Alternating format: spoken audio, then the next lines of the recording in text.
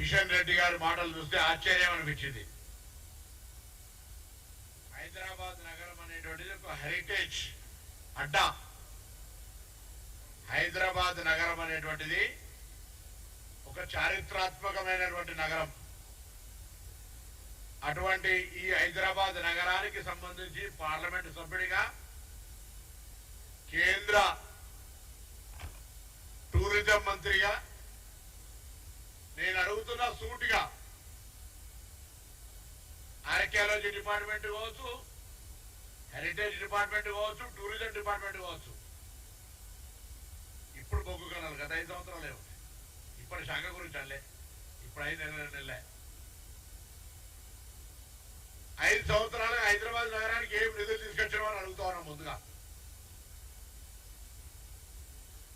Hyderabad smart city చేయలేదు. కేంద్రం నుంచి ₹1 ప్రత్యేక నిధి తీసుకురాలే. అమృత్ పథకం కింద ₹1 తీసుకురాలే. కేంద్రంలో నగరాల అభివృద్ధికి సంబంధించి 10 సంవత్సరాల బీజేపీ కాలంలో హైదరాబాద్ అభివృద్ధికి, జిహెచ్ఎంసీ అభివృద్ధికి భారతీయ జనతా పార్టీ చేసింది ఏమైనా ఉందా? కిషన్ రెడ్డి గారు ముందు చెప్పండి అని అడుగుతా ఉన్నా. ₹1 కూడా సహకారం చేయకుండా గత ప్రభుత్వంతో అంటగాగి కేంద్రము రాష్ట్రము ఇద్దరు కూడా మిత్రపక్షంలాగా వ్యవహరించి హైదరాబాద్ నిర్లక్ష్యం చేసింది మీరు కాదా అని అడుగుతా ఉన్నాం. ఇలా స్థానిక సంస్థల అధికారాలు 73, 74 రాజ్యాంగ ఆధునీకరణ ద్వారా 15th ఫైనాన్స్ వచ్చిన నిధులు తప్ప మా హక్కు. కేంద్రం నుంచి ₹1 అయినా ప్రత్యేకంగా నిధులు తెచ్చినారా అని అడుగుతా ఉన్నాం. స్థానిక ఎంపీలు, మీరు పార్లమెంట్ సభ్యులు, ఇక్కడ ఈరోజు మేము అధికారంలోకి వచ్చిన తర్వాత కేంద్రం నుంచి నిధులు రావాలని అనేక సందర్భాలు విజ్ఞప్తి చేసినాం. మా గౌరవ ముఖ్యమంత్రి గారు మిమ్మల్ని అడుగుతా ఉన్నారు. కేంద్ర మంత్రి అయిన హైదరాబాద్ నుంచి మొత్తం యావత్ తెలంగాణకు ప్రాతినిధ్యం వహిస్తా ఉన్నారు. రండి, మా మంత్రివర్గంతో మనందరం కూర్చొని రాష్ట్ర అభివృద్ధికి సంబంధించి ఒక ప్రణాళిక చేసుకుందాం. గతంలో ఆ ప్రభుత్వానికి అటువంటి ఆలోచన లేదు కావచ్చు, మీకు కూడా అటువంటి ఆలోచన లేదు కావచ్చు అని చెప్పినాం. మీరు కేంద్ర మంత్రి అయిన తర్వాత హైదరాబాద్ ఇన్ఛార్జ్ మంత్రిగా మిమ్మల్ని గౌరవంగా కలవడానికి వచ్చిన హైదరాబాద్ సంబంధించిన అభివృద్ధిలో సహకారం అడిగినాం. కానీ ఇక జిహెచ్ఎంసీ ఎన్నికలు దగ్గరికి వస్తున్నాయి. రాజకీయ ఆట కోసం హైదరాబాద్ ను విమర్శిస్తే మన ముఖం మీద మనం ఉమ్మేసుకున్నట్టే.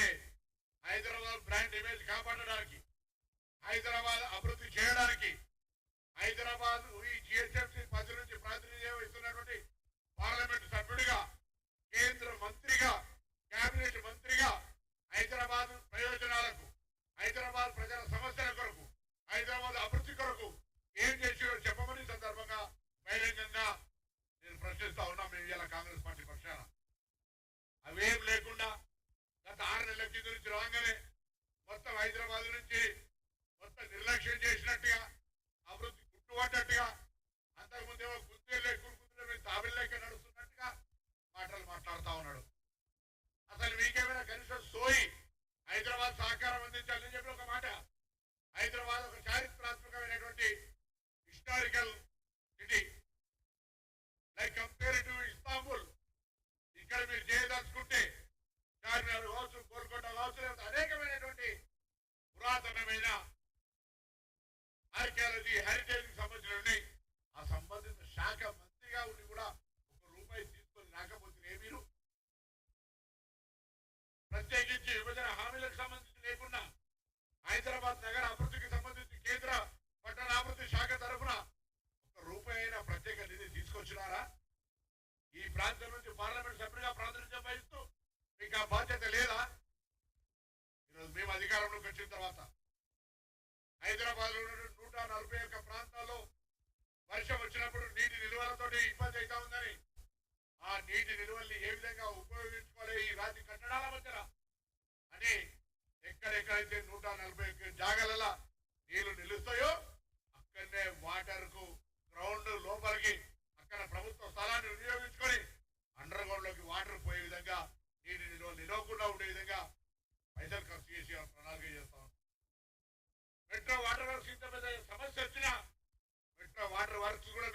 ఇయ్యలే. ఇంత పెద్ద హైదరాబాద్ లో శానిటేషన్ సిల్ట్ ఇతర కార్యక్రమాలు ఉంటాయి, డ్రైనేజ్ ఇంప్రూవ్మెంట్ ఉంటుంది, ఎక్స్పాన్షన్ అయింది సిటీ, అనేకమైనటువంటి గృహ అవసరాలు పెరిగినాయి. అయినా మీరు ఒక్క సంబంధించినటువంటి అంశం ఇయ్యలే. ఇలా మాట్లాడుతా ఉన్నారు. దీన్ని తీవ్రంగా ఖండిస్తా ఉన్నాం. హైదరాబాద్ ఇమేజ్ కు భంగం కలిగే విధంగా కిషన్ రెడ్డి గారి వ్యాఖ్యలు వెంటనే ఉపసంహరించుకోవాలని కోరుతా ఉన్నాం.